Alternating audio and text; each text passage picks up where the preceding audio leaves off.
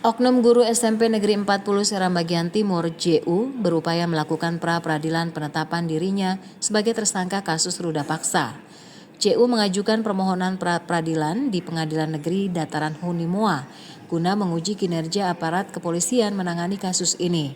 Namun, hakim memutuskan penetapan JU sebagai tersangka kasus ruda paksa terhadap salah satu muridnya ini telah memenuhi syarat formil dan material.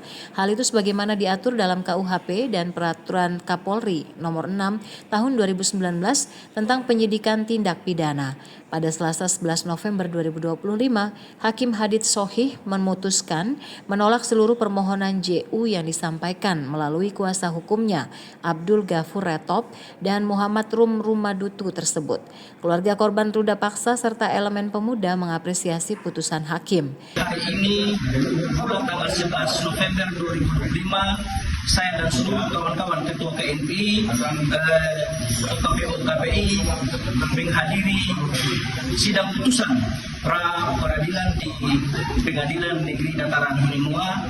Alhamdulillah lewat putusan pra-peradilan ini kami dimenangkan putusan peradilan ini. Selanjutnya mereka mengawal proses hukum terhadap kasus ini hingga putusan inkrah nanti. Hal ini untuk memberikan rasa keadilan bagi korban yang masih di bawah umur tersebut. Dari Bula, Seram Bagian Timur, kontributor TVRI Mansur Boynau melaporkan.